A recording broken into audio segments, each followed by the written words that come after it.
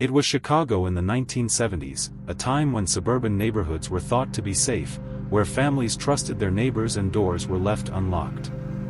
Among these communities lived a man who seemed like the definition of an ideal citizen. John Wayne Gacy was known as a successful businessman, someone who hired local teenagers to work for him, and even a man who brought joy to children by performing as Pogo the Clown at parties and charity events.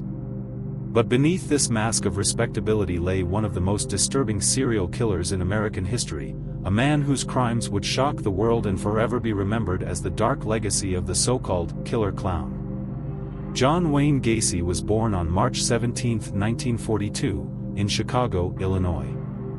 His childhood was filled with pain and hardship. His father, an alcoholic World War I veteran, was abusive both physically and emotionally. Gacy longed for his father's approval, but no matter how hard he tried, he was met with cruelty. He was often called weak and ridiculed for not being man enough. His mother, who was more compassionate, attempted to shield him from the violence, but the scars of his father's treatment never left him. He also suffered from health issues, including a heart condition that prevented him from participating in sports, further isolating him from other children. As Gacy grew older, he tried to create a life of normalcy. He worked various jobs, became engaged, and even managed KFC restaurants in Iowa after marrying his first wife. But darkness was already creeping into his life. In the 1960s, Gacy was convicted of sexually assaulting a teenage boy and spent time in prison. After his release, he attempted to rebuild his reputation and move forward, but his compulsions did not stop. By the early 1970s, Gacy was living in a quiet Chicago suburb and running a successful construction business. Outwardly, he was the model neighbor, friendly, helpful, always willing to lend a hand. He hosted large parties at his home, entertained children as a clown, and participated in local politics. Few could have imagined the horrors hidden beneath the floorboards of his seemingly ordinary house. Gacy's victims were usually young men and teenage boys, many of them runaways or youths who were looking for work. He often lured them by offering construction jobs, money, or simply a place to hang out. Once inside his home, the atmosphere quickly turned sinister.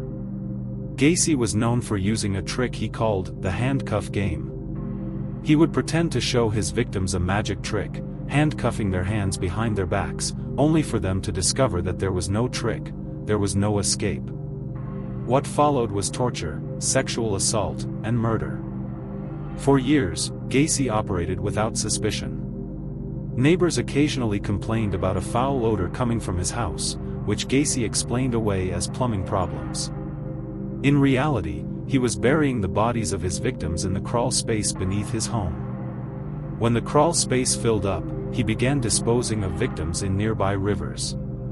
The number of victims grew, but because many of them were young men who had left home or were estranged from their families, their disappearances did not always raise immediate alarms.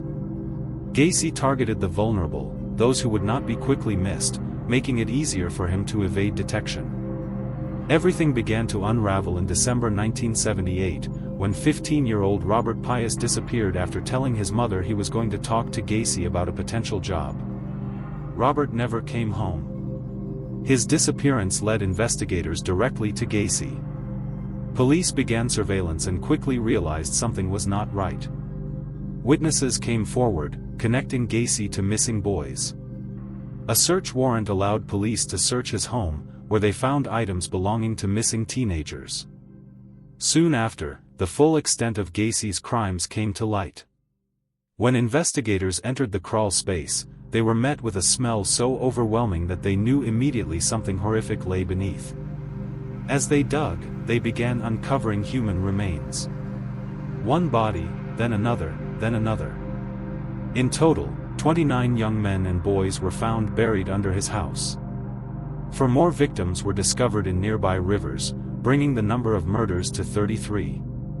The trial of John Wayne Gacy in 1980 was one of the most shocking in American history. The defense argued that Gacy was insane, claiming he had multiple personalities, including his clown persona. They painted a picture of a man unable to control his impulses. But the evidence was overwhelming, and the jury did not believe the insanity defense.